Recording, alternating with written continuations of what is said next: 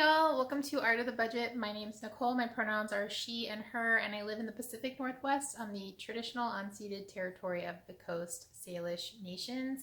And today we are talking 2021 goals, financial and otherwise. If you're new here, which there have been a few new people lately, which is super awesome, thank you so much for stopping by. And if you're returning, thanks also for coming back. I really appreciate it. And I would love to know what your 2021 goals are, so let me know down below.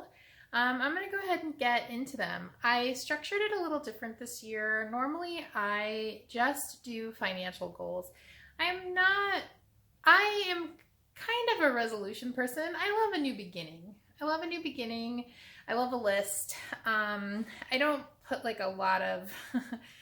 I don't think I put a lot of pressure on myself, but I've loved making financial goals.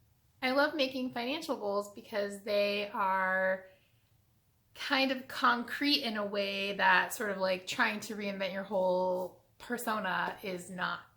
But I decided to include a few sort of non-financial goals this year and sort of treat them the same sustainable way that I've treated my financial goals. So let's get into it. Okay, goal number one is to increase my investments in 2021 by $14,000 total. I thought that I had done that plus some in 2020, and I did increase my net worth by over $15,000. But when I went back and did the math, I realized that my actual investments came in at around $13,000. I'm not mad at that.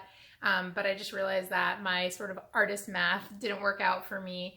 So I was a little more specific in my math this time, and I'm going to be increasing my 457B contribution. This is my deferred comp, so that I can increase my overall investments.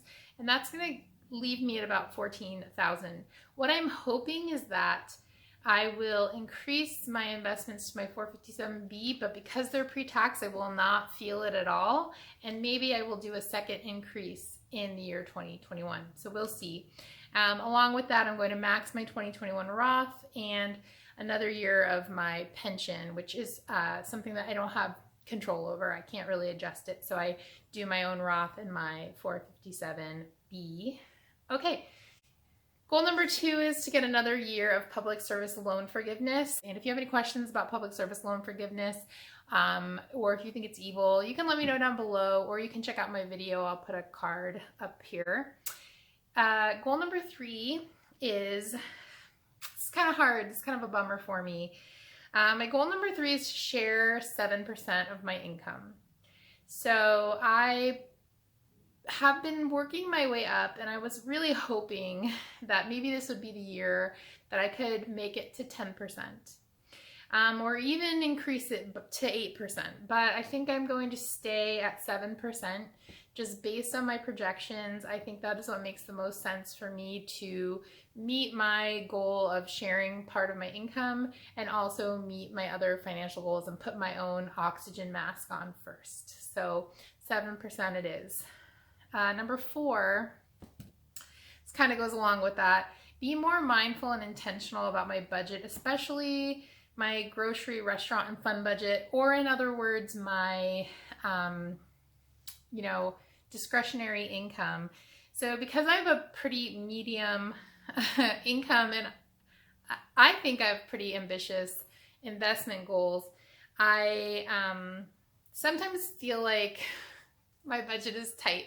And obviously, if you're in a different situation, or if you're in a different situation, then that might sound wild for me to say. And of course, if you have different values than me, you might not agree with some of the ways that I allocate my budget, and that would be fine.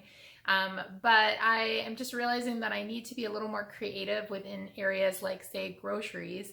And so a couple ways I'm going to do that is to challenge myself to different meal prep styles to increase both efficiency and satisfaction. So I've always been a meal prepper, and but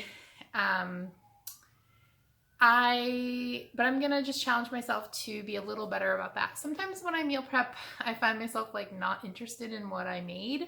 And other times I do a great job and I'm really excited about it. So I'm just going to try to really apply myself in that area. And then another thing that I learned in 2020 is that, you know, as much as financial goals are really important and I want to keep making progress toward them, you can't ignore things like needing a bed that doesn't make your back hurt from sleeping. So just trying to be a little bit more aware of my needs, like true needs, even if they might feel like they are not true needs.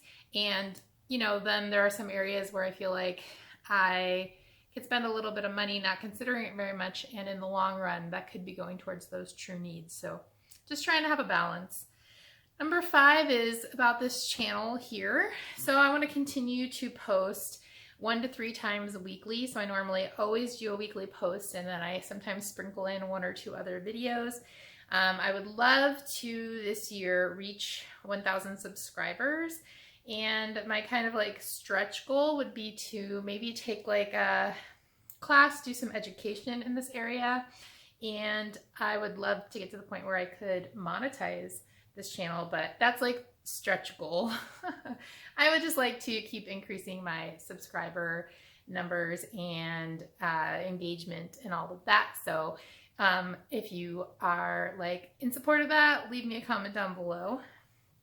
The next goal is for my ceramics business. And this, if you could see the list, it's like a number and then there's some letters. So for my ceramics business, I want to streamline 2 series. One is the pusher downer, which if you didn't see my little infomercial about it, or I'm about to make another video where I show it in action. So I'd like to streamline the pusher downers, as well as another series that I'm doing that's based on Italian food.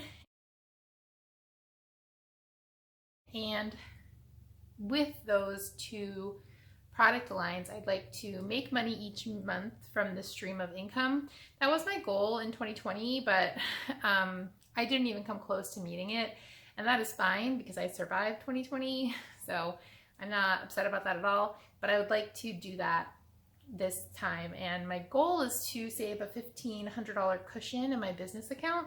My stretch goal would be to save a $3,000 cushion, and after that, start paying myself from my business account. I have a couple of little small goals in this area. I want to design and order custom paper tape for shipping, and design and order a thank you and like no new waste stamp, because I recycle as much of my packing material as possible, and it doesn't always look the prettiest, but I just kind of want to make a little stamp that I save like good paper when I come across it. And so I'd like to be able to make little tags that get a stamp that say like as little waste as possible was created for your packaging. And thank you for, you know, supporting Nicole Gugliotti Ceramics. So those 2 things I want to get done. I would like to teach a workshop this year if we can get to that point, or maybe an online workshop.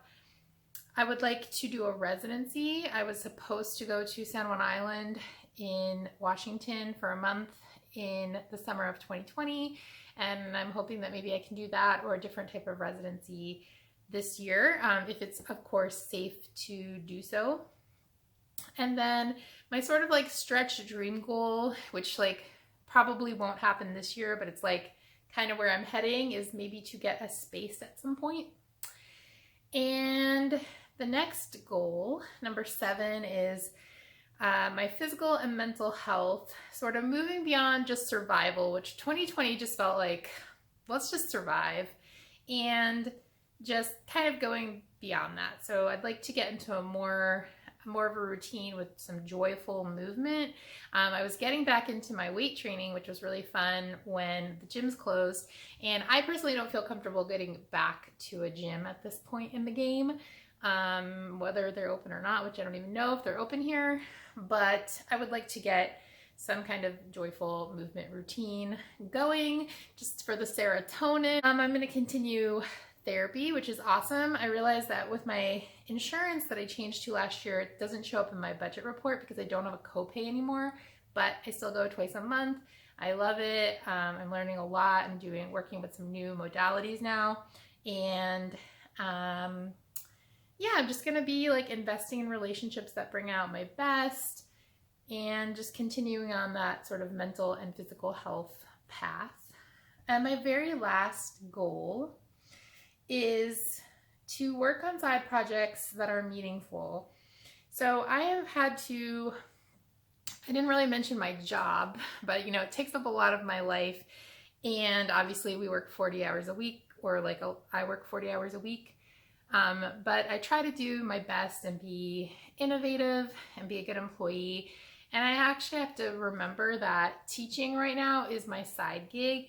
So I want to continue doing that meaningful work. I want to be an intentional and kind teacher, especially during this wild time, continue connecting people to ceramics and to the art world. And another thing that I want to continue working on is my medic skills. So I've been recently getting into street medicing, and I'd like to continue to build skill and learn in that area. So yeah, those are my 8 goals for 2021, including some personal, like non-financial goals. Let me know what you're thinking about for 2021 down below, and like no pressure, you know, but just what are you thinking about for the future? Frankly, just getting through 2020 was good enough. So if there's any kind of like cherry on top, let me know down below, and I will see you in the next video.